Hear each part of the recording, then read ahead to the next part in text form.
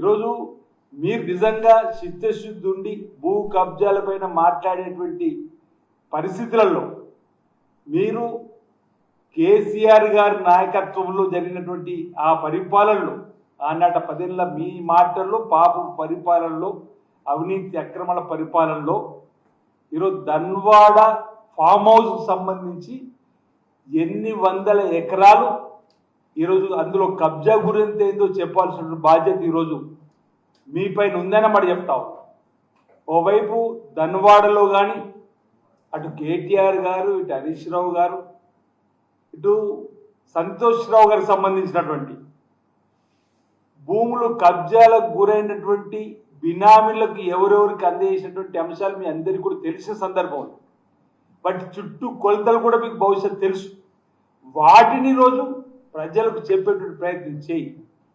అంతేగాని ఈరోజు ప్రజాస్వామ్యంలో రేవంత్ రెడ్డి గారి సర్కార్ భూములను కాపాడేటువంటి ప్రయత్నం చేసే సందర్భంలో నాలాలను కాపాడే ప్రయత్నం చేయడంలో ఈరోజు అనేక చెరువులు, కుంటలు కబ్జా కోరల్లో ఉన్నటువంటివి ఈరోజు తీసుకొని వచ్చి ఇప్పటి వరకు 50,000 కోట్ల రూపాయల ప్రభుత్వ భూములు కాపాడినటువంటి ఈ ప్రభుత్వాన్ని మీరు విమర్శించేదని అడుగుతా ఉన్నాం.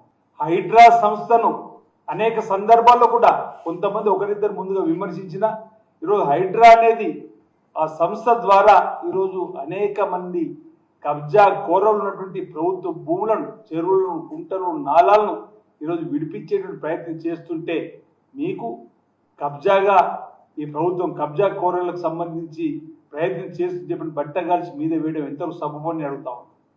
రేవంత్ రెడ్డి గారు సోదరులు కబ్జా చేస్తున్నారు చెప్పండి. ఏ రోజన్నా మీలాగా ఆ రోజు ఆ నలుగురే అన్నాం మేము. మీ 10 ఏళ్ల పరిపాలనలో మీ నలుగురు తప్ప ఎవరు కనిపించలేదు. ఈరోజు ఎక్కడ ముఖ్యమంత్రి గారి సోదరులు మీకు ఎక్కడ కనిపించారు? బయట ప్రపంచంలో అధికారంలో వారి వ్యాపారం వాళ్ళు చేసుకుంటే కూడా ఈరోజు మర్యాద ఉండదని చెప్తా ఉన్నాం. వారి సోదరుల గురించి మాట్లాడి మీరు ఈ విధంగా పబ్బం గడుపుకోవాలని చెప్పిన ప్రయత్నం. ఈరోజు మీరు కొత్తగా పార్టీ పెట్టిరు, ప్రజల ప్రయోజనాల కోసం మాట్లాడి మీ పార్టీ యొక్క పెంపొందించుకునే కార్యక్రమం చేసుకునే ప్రయత్నం తప్ప అసలు మీ పార్టీ పెట్టే మిమ్మల్ని ఎవరు పట్టించుకోవట్లేదు. అది మీ బాధ. ఈరోజు టీఆర్ఎస్ పార్టీ పెట్టిన తర్వాత ఏదో జరుగుతుందని చెప్పనుకున్నారు. మీ టీఆర్ఎస్ పార్టీకి ప్రజల్లో ఆదరణ